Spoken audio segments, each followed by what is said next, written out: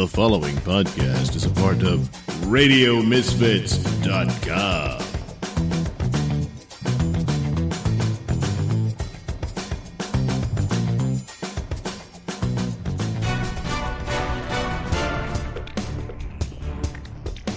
And now it's time for the Mr. Nailsin Show.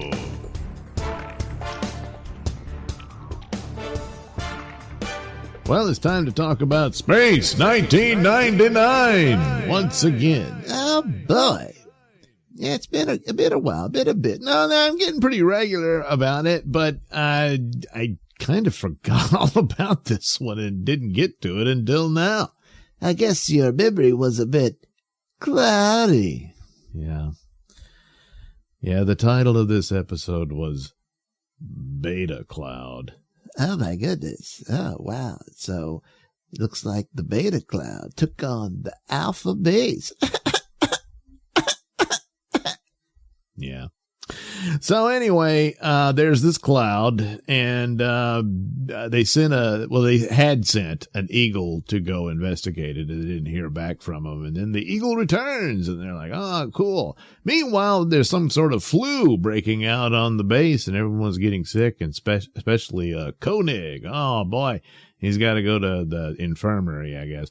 And I'm like, oh, boy, I wonder if it has anything to do with this cloud. It does it? Oh, yeah. Okay. So anyway, the eagle was supposed to bring back samples of the dust particles so they could try to figure out what the problem is and all that. Well, when the eagle comes in to land, Tony heads over to investigate, and there's nobody on board except for this monster standing there. The monster did look a little better than that fish head guy from the one with the one with the girl who had the crush on the guy in the yellow panties. Yeah, that one. So this one was a little bit better, but immediately he just starts whooping ass and not taking names. And Tony and one of the other, there was at least two other security guys in there, and Tony and one of them haul ass out of there. They're like, well, it's a monster. Yeah, but they leave the other guy behind. Well, maybe he was already dead. They didn't check. So they hurried up, got out of there, hopped into their little tunnel train thing, and then, we've got to lock the doors. Lock the doors? Yeah, it didn't work. And the monster figured out how to use the tunnel train. Oh, my God. Now he's going to have access to the whole base. Yeah, he quickly does. And he seems unstoppable. Their ray guns don't work at all. And, they just try everything. And with Koenig out and Allen down, that leaves everything up to Tony. Oh, my God, they're doomed. Ordinarily, yes, but it's a show, and it wasn't the last one just yet. So somehow through, a series of stumbling and mistakes and idiot things here and there, they managed to make it. Helped in a large part by his girlfriend Maya, of course, with her shape-shifting abilities. She could turn into other monsters. Other monsters? Why didn't she just turn into the same monster? Well, she couldn't. Why not? Well, there was something odd about him. What was it? Well, they never could figure it out until the very end. Oh, of course. It was a big secret. Right. The monster was being guided by some mysterious intelligence from the cloud. Oh, some sort of cloud entity. Apparently, of some sort. You never really get to see them, but they're the ones causing all the trouble for Alpha. Well, okay. What do they want to do? Oh, they want their life support system.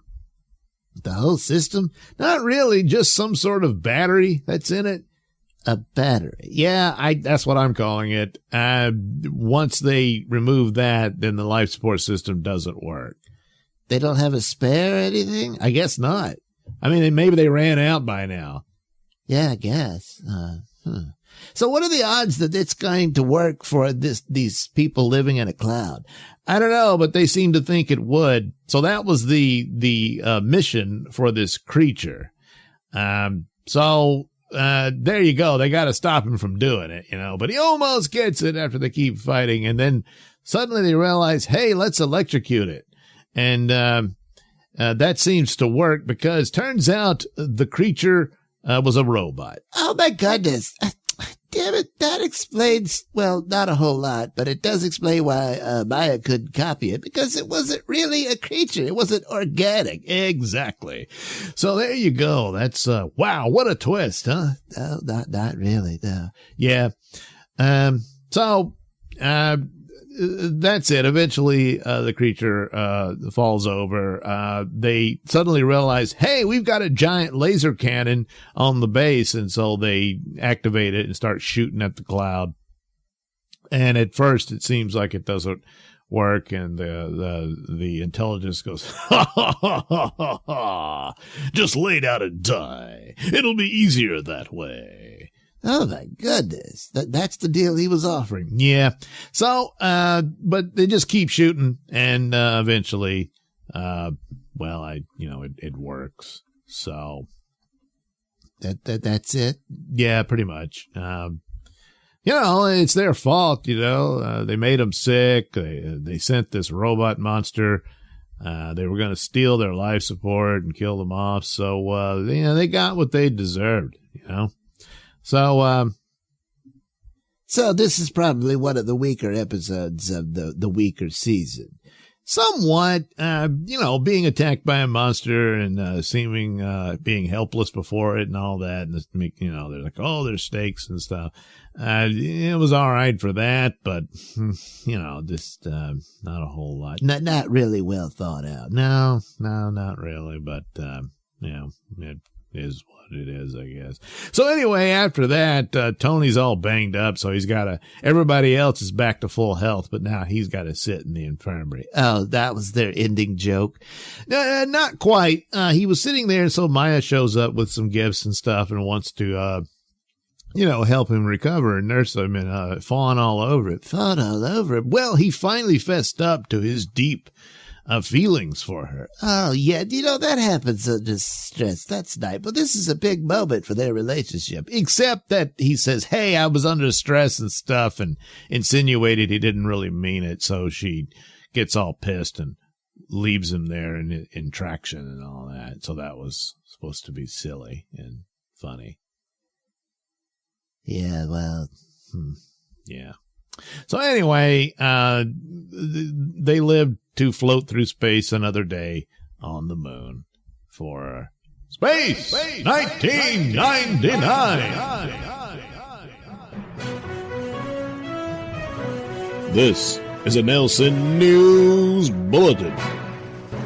Teacher who resigned after OnlyFans page was discovered is fired days after starting new job.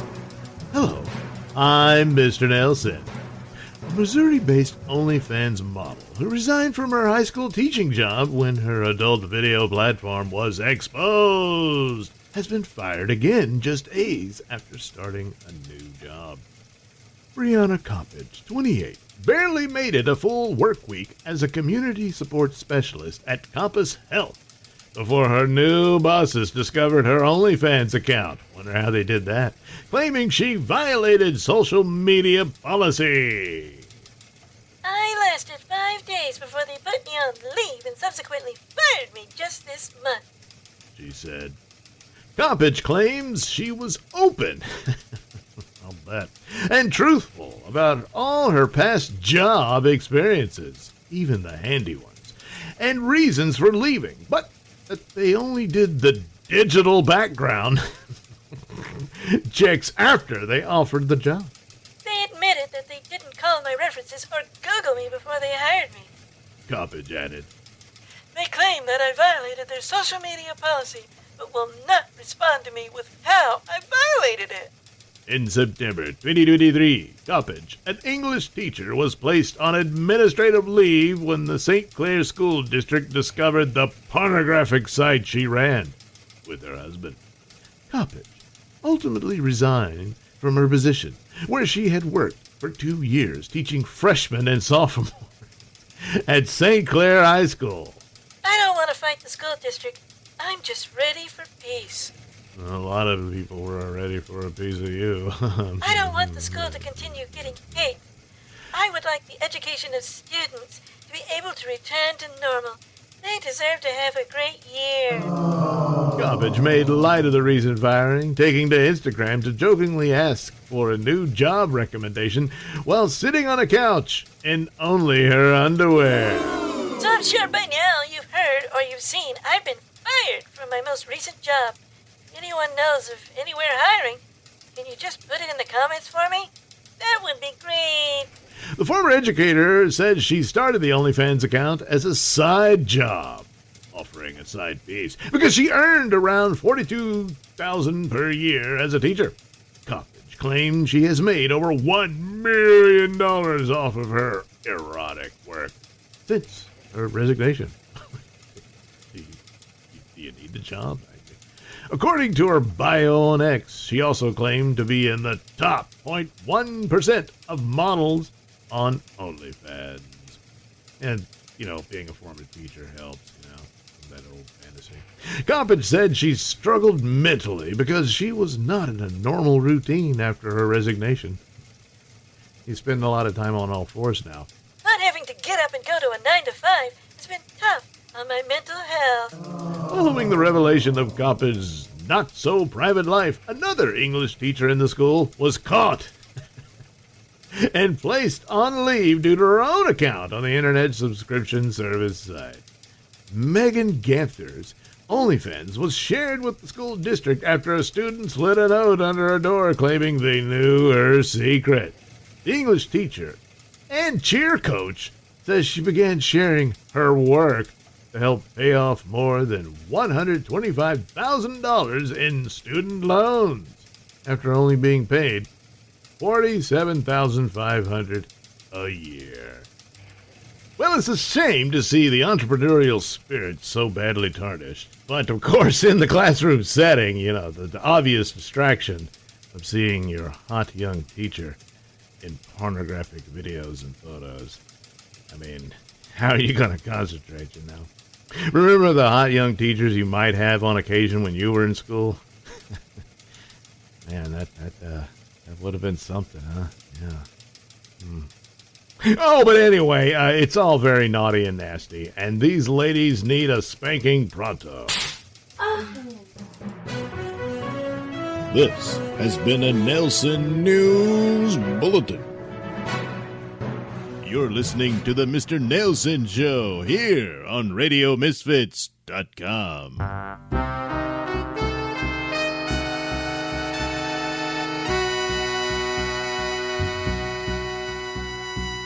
Bugman, that amazing Avenger of the Night who, in his guise of billionaire pest control industrialist Bob Finger, was attending the carnival grounds of Miracle Melvin's Wonderland when he and his date, girl reporter Nikki Nail, witnessed a terrible tragedy.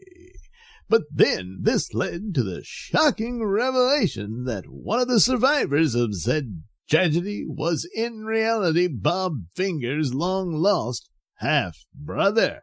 Our investigation shows that the tank was sabotaged and rigged to electrocute anyone who was in contact with the wire. Seems the boy just got lucky when he was thrown clear of the scene.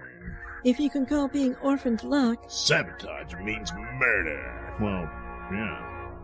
By the way, speaking of orphan, we managed to wake up a judge tonight and fast-track the paperwork, so you can take Dick Sprung home tonight. What? Wait a minute. How the hell did this happen? Oh, I thought you knew. Well, during our investigation and interviewing the other employees, it appears Betty Hotsquite's husband was not the father of Dick Sprung, but rather the late Rod Finger. I believe your father, Bob. It appears Dick Sprung is your half-brother. What? The next morning finds Bob Finger and Dick Sprung walking in the front door of Finger Pest Control Central, where they're greeted by Smedley Johnson, the general manager and personal aide and confidant of Bob Finger, who is the only person who knows that Bob Finger is, in reality, Bugman. Hey, Smedley. Hey, Bob, what the hell are you doing up here so early in the morning? Well, I'm going to need your help in, fixing up the upstairs apartment for Mr. Dick Sprung here. Say what? Hi, Mr. Johnson. Yeah, Bob, what's this all about? I mean, that apartment is there for, your other career. Yeah, well, never mind about that, Smedley. For you see, I found myself inadvertently drawn in to an unfortunate series of events, most notably of which was the brutal and horrific murder of this young man's parents. What? Oh, my God. Yeah, it was scary. And worst of all, I still can't get the smell out of my nose. Yeah, that's bad. Bob, I understand sympathies and everything, but shouldn't this young man be with his own family? Well, that's the other shoe to drop in all this, Smedley, for it seems I am his family. Wait, what? Turns out Dick Sprung is my half-brother. Oh, man. Yes, his recently deceased mother was my old babysitter, Betty Hot Squat. Oh, Betty, yeah. Oh, okay, yeah, that makes sense now. Makes sense? Wait a minute. You mean to tell me you knew about this? Well, I didn't know she had your daddy's baby, but I could tell you was into Betty. I mean, every time she needed to go home, you made damn sure you was the one to give her the ride. She didn't live that far away, but it sure took him a long time to get there and get back. Oh, yeah, it didn't take much to figure out what was going on there. Hey, y'all got a lot of poison around here. Well, this is the pest control business, and pesticide is the name of the game. Yeah, but how many ways can you kill a bug? Oh, a lot. Huh. Hey, what's back here behind that door? Oh, never mind. That's off limits. There's, dangerous crap in there and stuff like that. So you just stay away from there, Dick. Now let's get you upstairs and settled into your new room. And soon, Bob and Smedley get Dick settled in to the upstairs apartment. So there you go. You got your own shower and shitter in the back room and TV and a computer. So, there you go. This is it? Huh, ain't much to do here. Well, it's a hell of a lot better than that crappy camper you were living in. It's the only home I ever knew. Hey, look, I'm sorry about that. There's a lot of stress going on and everything. And besides, if you get bored, don't worry. Smedley will probably have some chores for you to do downstairs. You can sweep up the store and stuff like that. Chores? I don't want to do that. Why, you ungrateful little... Listen, you. While you're here where it's safe, I'm going to be utilizing some sources and help investigate the crime against your parents. Whoa, really? Well, I gotta be a part of that. What? No. It's too dangerous. You see, this was a brutal murder. It was obviously designed to send some sort of message. Perhaps your parents got involved in something they shouldn't have and made enemies. That makes you a possible target, Dick, which is why you've got to stay put where it's safe. Otherwise, the killers may come looking for you. Oh, no, I don't want to get barbecued. Well, then you stay put. And you don't leave this room unless you're accompanied by Smedley. I'll talk to you later. All right, Smedley, keep a close eye on him and make sure he doesn't go snooping around lest he find the secret door to the bug hole. The bug hole? Oh, man, why you gotta call it that? Well, I wanted to be called the Scarlet Scarab or the Crimson Cicada, but no! The world decided my name is Bugman. So the secret headquarters will be the bug hole. So what? You were going to call it the scarab hole or the cicada hole? Damn it, Smedley. Yeah, well, this Bugman shit is stupid. That's only because you didn't suffer the terrible loss that I suffered. And with the horrible tragedy that my half-brother has suffered, it's only renewed my dedication to my crusade against crime. What? Oh, come on, man. You ain't no victim of crime like poor little Dick back there. You just went around messing with hookers, and your wife didn't like it, so she left you. Damn it, Smedley. Must I remind you that prostitution is a crime, and it seduced me and destroyed my marriage. Oh, man.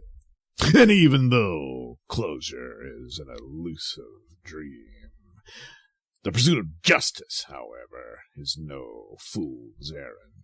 Yeah, you could have fooled me. Thus, I shall now head back to the scene of the crime to further the investigation, but not as Bob Finger, but rather as Bugman. And later, as Smedley minds the store, he's interrupted by young employee Barbie Buxom. Hey, Mr. Johnson, I was wondering if you could help me out. Huh? Holy shit, goddamn. Yeah, anything for you, Bobby. Yeah. Well, I got a lot of boxes to stock, and I'm gonna need you to steady the stepladder for me so I can reach the tippy top. Well, yeah, I'll be right there behind you. Okay, good. Oh, and apologies in advance because, well, my booty might end up resting on your forehead. Holy shit. Well, I'll just have to make do. Oh, yeah. And while Smedley is amply distracted, little Dick Sprung gets bored of sitting in the upstairs apartment. Man, this is boring sitting in this upstairs apartment. Maybe I should go downstairs and see if Smedley's got something to do. It better be better than mopping floors or some shit. Hey, Smedley! Smedley? Where are you at, Smedley? Huh? What's going on back here? Oh, yeah. Work it, baby. Oh, whoa. Looks like, Smedley's pretty busy. Better not mess with that. Hey, I know. Now's my chance to go see what that back room's all about. Huh, not much in here. Hey, wait a minute. That tool shelf. It's just a painting of a tool shelf. That's stupid. Why would you get a painting like that? Hey, wait a minute. It looks like there's a seam here. Maybe this crowbar will help. That wall. Whoa. Man, what the hell's in here? Whoa. Look at all this stuff. Man. It's a couple of weird-looking Volkswagen Beetles.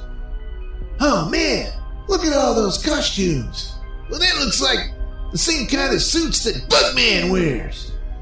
Huh, that must mean... Yeah, Bob Finger is Bugman! Huh, oh, wow! Look at this golden bug trophy thing. Man, feels like it really is gold. I wonder how much I could get for that at the pawn shop. Oh, no! Now Dick Sprung has discovered Bob Finger's secret. Will he reveal it? Will he mess everything up? Well, we'll have to find out in the next exciting episode of Bugman!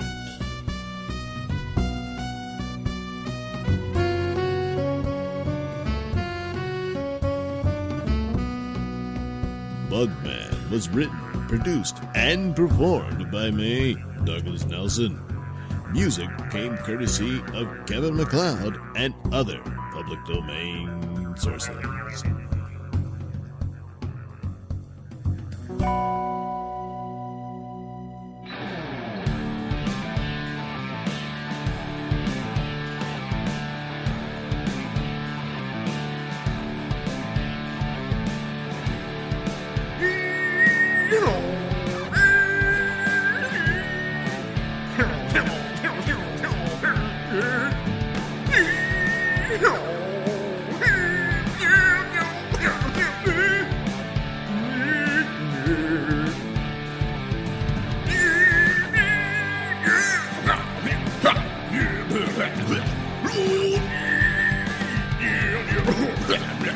The views and opinions expressed during the Mr. Nailsin show do not necessarily reflect those held by RadioMisfits.com. So, any complaints and or comments should be sent to @Mr. Nailsin on Twitter, where they will be promptly ignored and or blocked.